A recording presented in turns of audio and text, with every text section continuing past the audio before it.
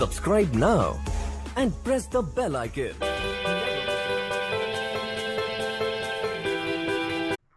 हिंदी ज्ञान गंगा धारा में सभी मित्रों का पुनः स्वागत है। आज हम शुरू करते हैं हिंदी साहित्य से विविधा। हिंदी साहित्य हिंदी ज्ञान गंगा धारा की प्रस्तुति हिंदी साहित्य विविधा, मतलब विविध प्रश्न पत्रों को यहाँ पर शुरू किया जाएगा। उससे पहले आपसे निवेदन है कि चैनल को अधिक से अधिक सब्सक्राइब करें, शेयर करें, लाइक करें व कमेंट करें, जिससे हमें पुनर्बलन मिले वो वीडियो को लगातार हम डाल सकें।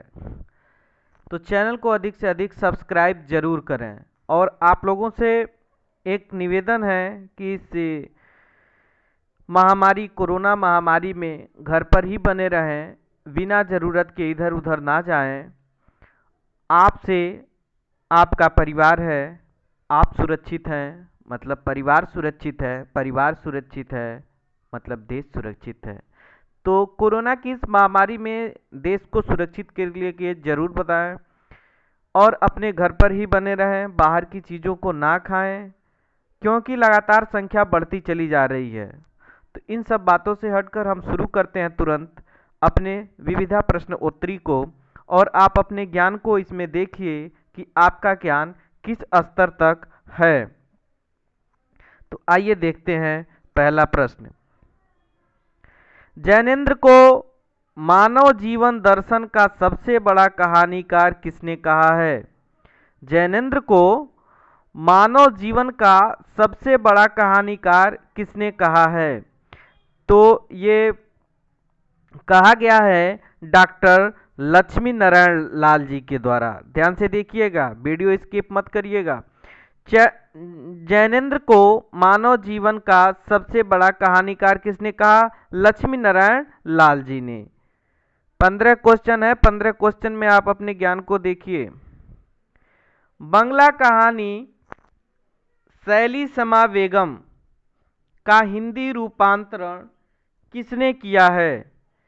इन चारों विकल्पों में देखकर आप बताइए कि किसने किया है।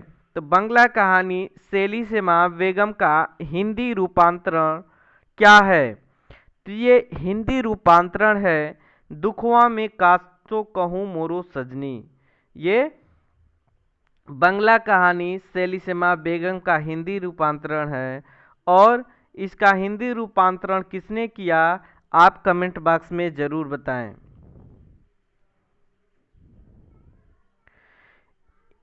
हिंदी की प्रथम वैज्ञानिक कहानी चंद्रालोक की यात्रा के लेखक हैं। देखिए यहाँ पर हिंदी की प्रथम वैज्ञानिक कहानी कौन सी है? चंद्रालोक की यात्रा। और इस चंद्रलोक की यात्रा को लिखा किसने है? तो लिखा है केशव प्रसाद सिंह ने। चंद्रलोक की यात्रा किसने लिखा है? केशव प्रसाद सिंह ने। नेक्स्ट, हिंदी कहानियों का सही अनुक्रम क्या है? बहुत चीज़ पूछता है Hindi net, JRF, TGT, PGT में ऐसे प्रश्न बहुत ही अच्छे तरीके से आते हैं। तो इनका सही क्रम क्या है आप ध्यान से देख लीजिए। कुछ सेकंड समय दिया जा रहा है आपको, आप निशान लगाए कि इसमें कौन सा सही है। तो इसमें सही होता है विकल्प अ पुरस्कार। पुरस्कार के बाद कफन आता है, कफन के बाद निर्वंशिया आता है, निर्वंशिया के बाद वापसी आती है। पराधीनता के विरुद्ध संघर्ष की प्रतीकात्मक कहानी कौन सी है? पराधीनता के विरुद्ध संघर्ष की प्रतीकात्मक कहानी कौन सी है? तो इसमें हो जाएगा दो बैलों की कथा। दो बैलों की कथा को किसने लिखा है? कमेंट बॉक्स में जरूर बताएं। जब हम छोटे थे तो पढ़ते थे दो बैलों की कथा, हीरा और मोती। कहानी छोटे मुंह बड़ी बात, यह कथन किसका है? कहानी छोटे मुंह बड़े बात करती है, यह कथन किसका है? ध्यान से देखिए कथन, कहानी छोटे मुंह बड़ी बात करती है, यह कथन किसका है? तो यह कथन है डॉक्टर नामवर सिंह का। नई कहानी की तथाकथित बहतराई में कौन सम्मिलित नहीं है? इसमें कौन सम्मिलित नहीं है? ब हो जाएगा जैनेंद्र। बदलते हुए पारिवारिक वातावरण के संदर्भ में बुजुर्गों की स्थिति का चित्रण करने वाली कहानी कौन सी है? इन चारों विकल्पों में देखकर बताएं। तो ये कहानी है चीफ की दावत, जो लिखा गया है भीष्म साहनी जी के द्वारा। चैनल को अधिक से अधिक सब्सक्राइब जरूर करें। औद्योगिक संदर्भ में मजदूरों के जीवन चित्रण का करने वाला शेखर की कहानी कौन सी है? ऐसे ही प्रश्न पूछा जाता है जेआरएफ और हायर एजुकेशन में। औद्योगिक संदर्भ में मजदूरों के जीवन चित्रण करने वाला कहानी शेखर जोशी की कौन सी है? तो इसमें हो जाएगा उस्ताद। उस्ताद कहानी किसकी है? शेखर जीवनी की, जो औद्योगिक संदर्भ में मजदूरों को जीवन चित्रण करने वाली है। 1977 ईस्वी में जनवादी विचार मंच की स्थापना किस विश्वविद्यालय में हुई? तो जनवादी विचार मंच की स्थापना कब हुई थी? 1977 में।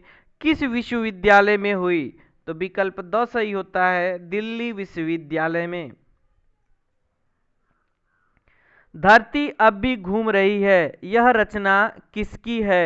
धरती अब भी घूम रही है, यह रचना किसकी है? विष्णु प्रभाकर जी की। विकल्प द सही। छोटे छोटे ताजमहल, यह रचना किसकी है? छोटे छोटे ताजमहल, यह रचना है राजेंद्र यादव की।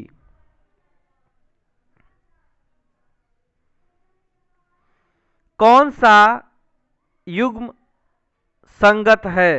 कौन सा, ये युग नहीं है, युग्म हो जाएगा। कौन सा युग्म संगत है? तो इसमें बताना है कौन सा युग संगत नहीं है। इसमें बताना है कौन सा युग्म संगत नहीं है। तो कौन सा हो जाएगा? सफेद कौवा मंजुल भगत का है ही। बंद गली का आखिरी मकान धर्मवीर भारती का। निठल्ले की डायरी हरिशंकर परसाई। पागल कुत्तों का मसीहा, ये यशपाल की रचना नहीं है। नई कहानी आंदोलन का सूत्रपात कब हुआ? नई कहानी आंदोलन का सूत्रपात 1956 ईस्वी में हुआ था। अंतिम क्वेश्चन, चैनल को अधिक से अधिक सब्सक्राइब जरूर करें।